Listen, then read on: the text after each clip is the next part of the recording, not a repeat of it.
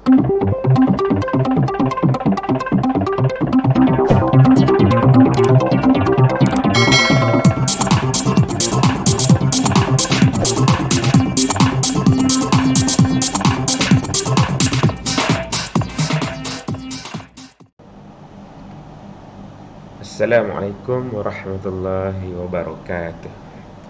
Okay, anak-anak yang dikasihi sekalian, insya-Allah hari ini kita akan bersama-sama dalam sesi PDPR untuk kali yang pertama bagi sesi yang baru.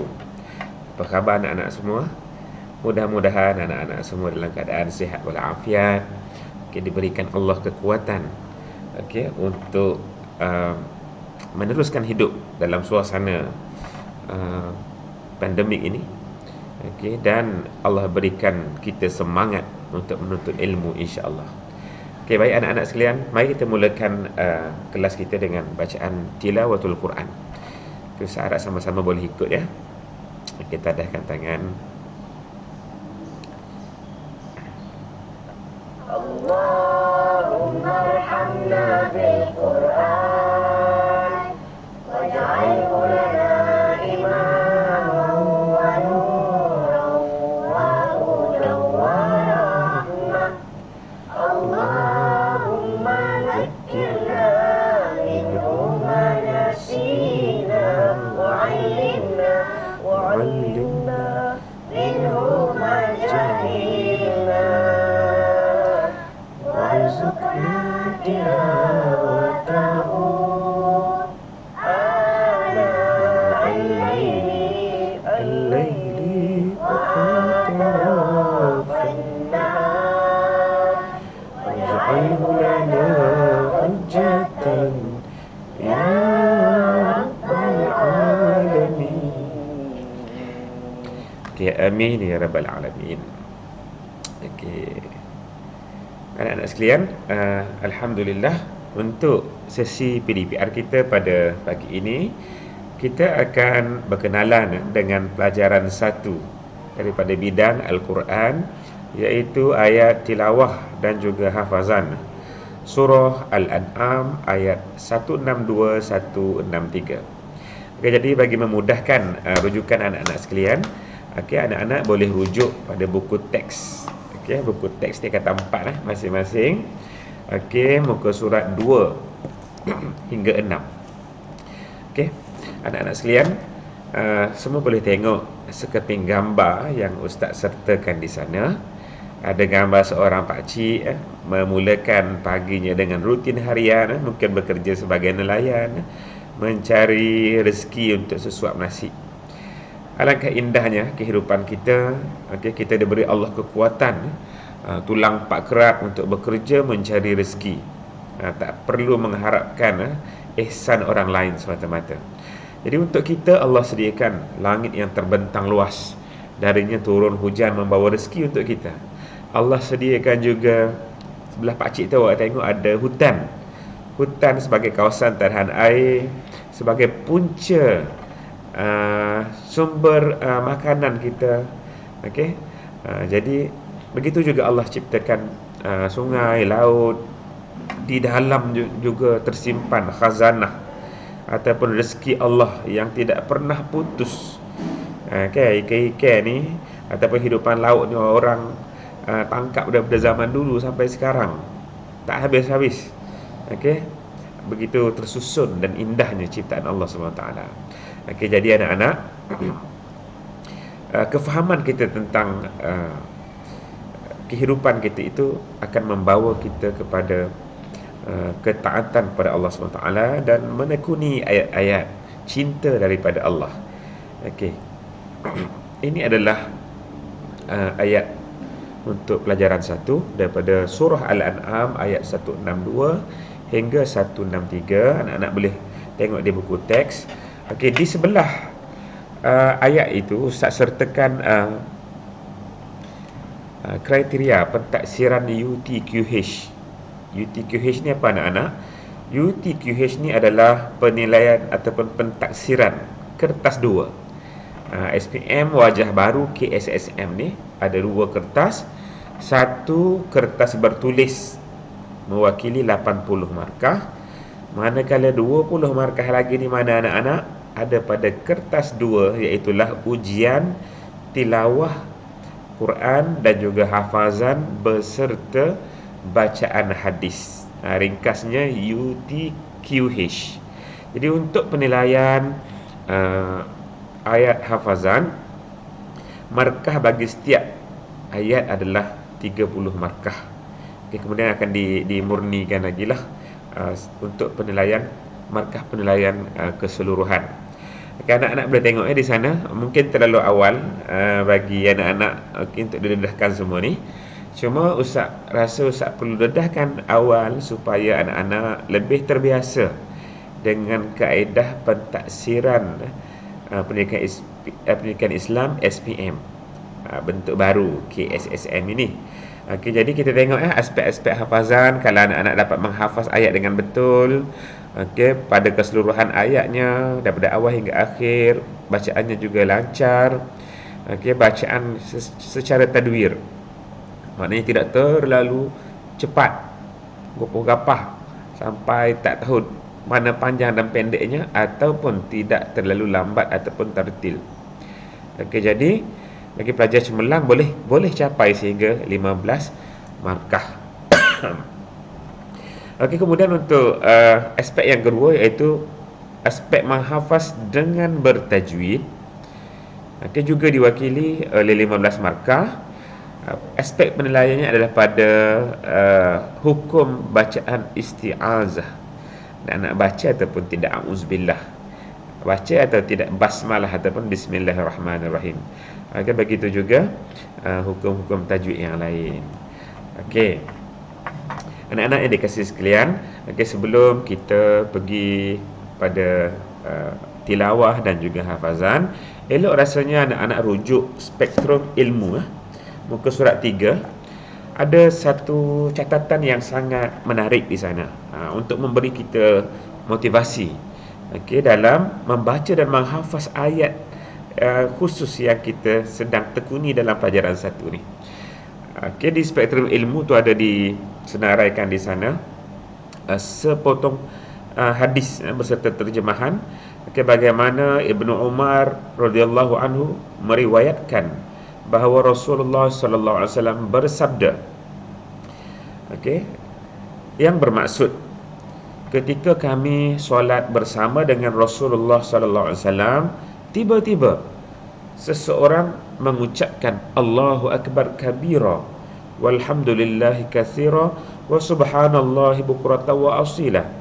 Maha besar Allah dan segala puji bagi Allah, pujian yang banyak, dan maha suci Allah pada waktu pagi dan petang. Kemudian Rasulullah sallallahu alaihi wasallam bertanya, siapakah yang mengucapkan kalimah tadi? Kalimah apa?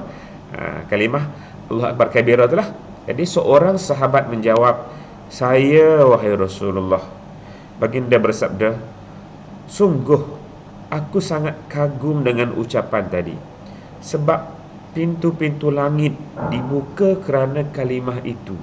Masya Allah, besarnya makna bacaan kita tadi, sehingga pintu langit terbuka.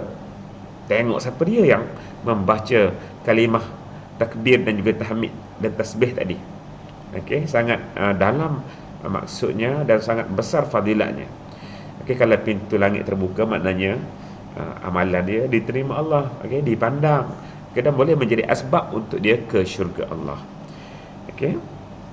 Kata Ibnu Umar, maka aku tidak pernah meninggalkannya semenjak aku mendengar Rasulullah mengucapkan perkara itu.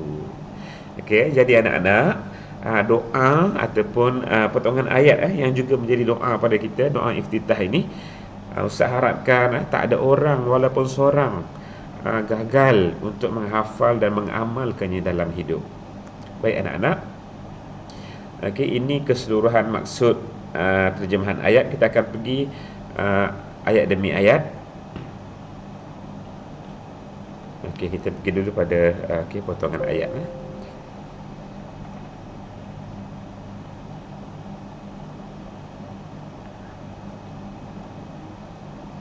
Kembali pada halaman tadi. A'udzubillahi minasyaitonirrajim.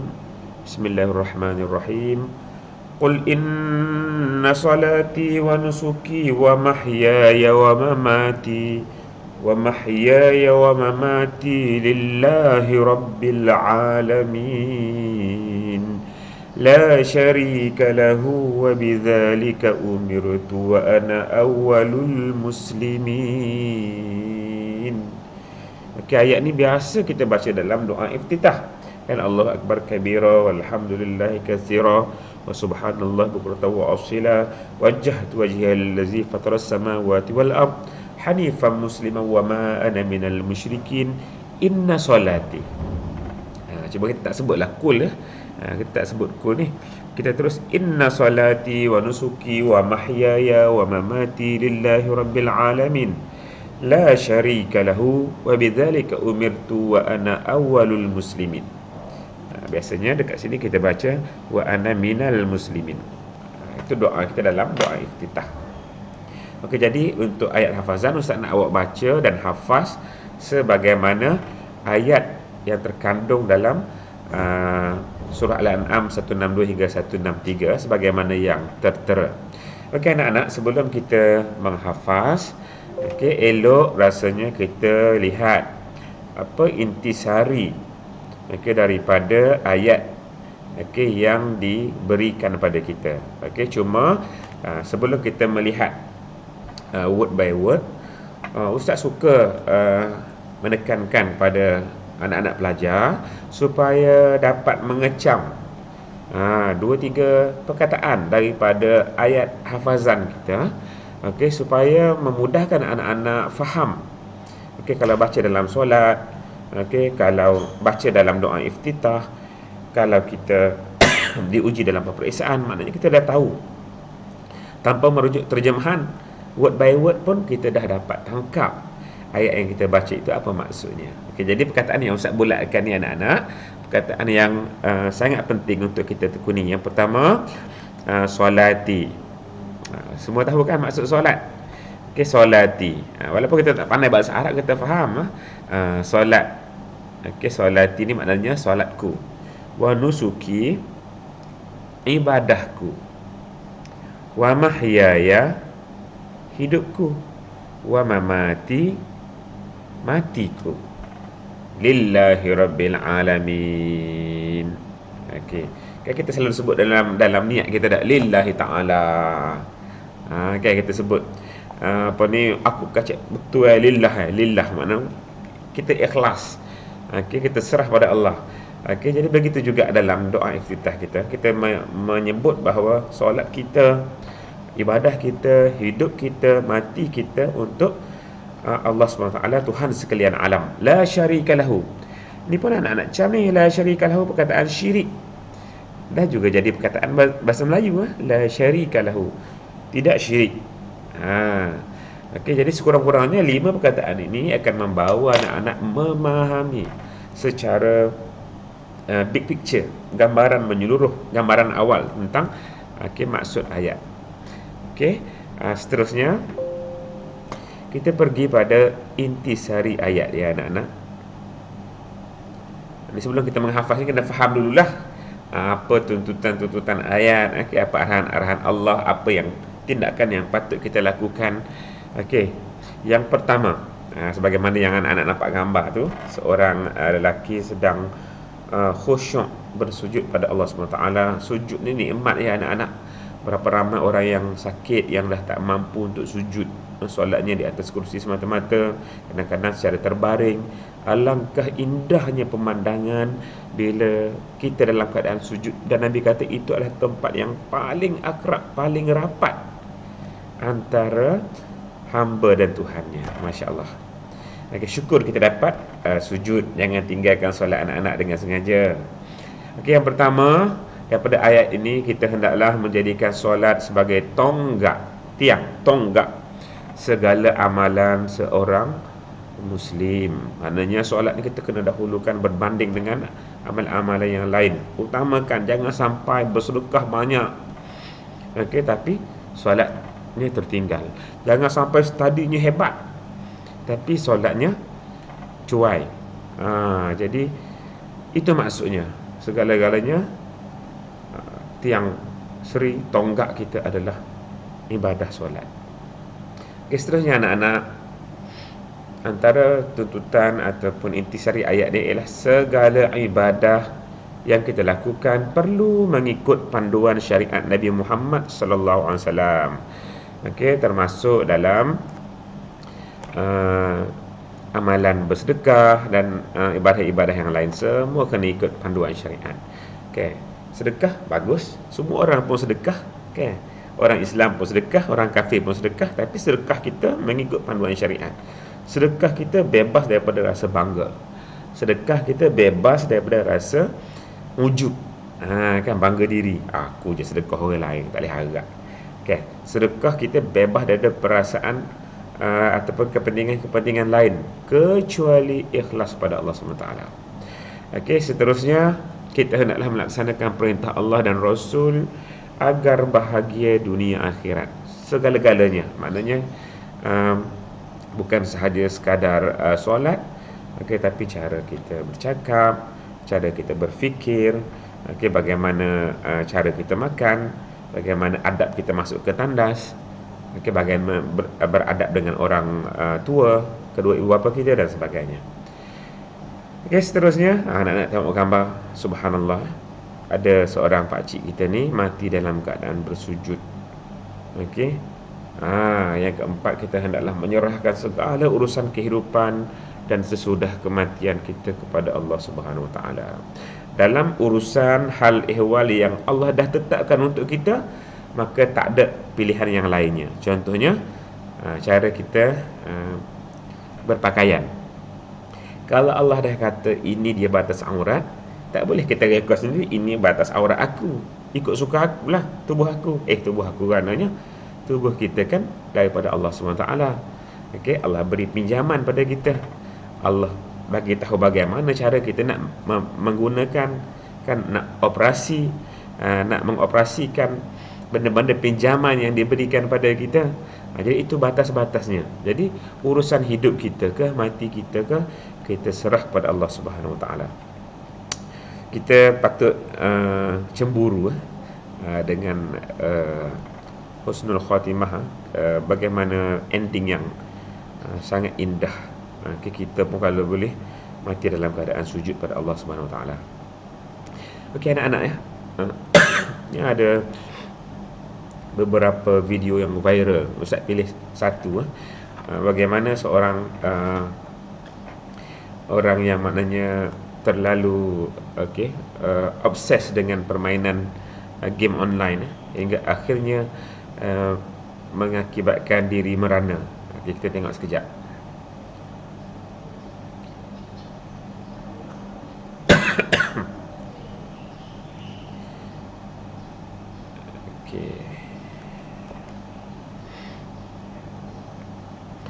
Ustaz beronline daripada sekolah. Jadi kita punya line agak slow. Okey, tak apa. At least kita dah dapat dia punya ni maksud. Okey, ni adalah antara kegilaan remaja zaman moden. Mungkin ramai daripada kita pun terjebak dengan permainan game. Cuma yang ni yang dikatakan keterlaluan sehingga melanggar batas agama, sehingga melanggar keutamaan dalam hidup. Apa jadi pada sahabat kita ni?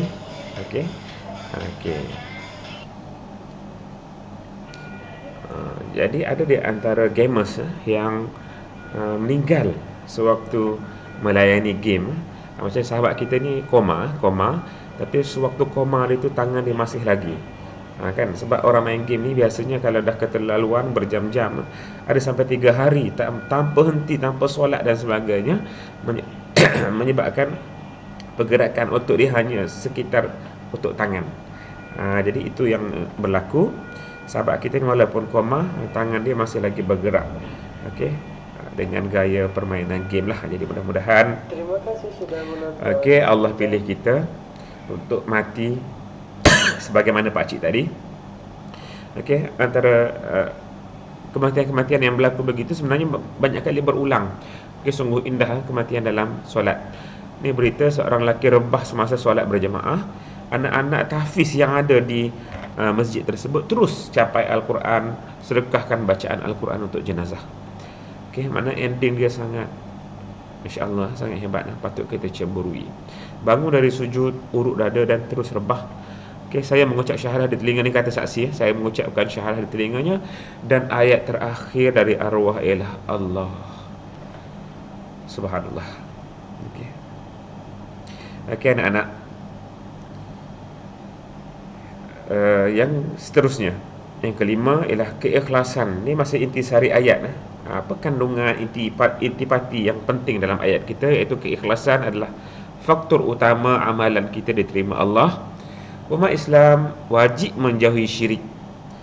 Syirik ni ada dua kan, syirik jali, syirik yang jelas sembah berhala tu, okey, ataupun syirik khafi, syirik yang terpendam dalam lubuk hati.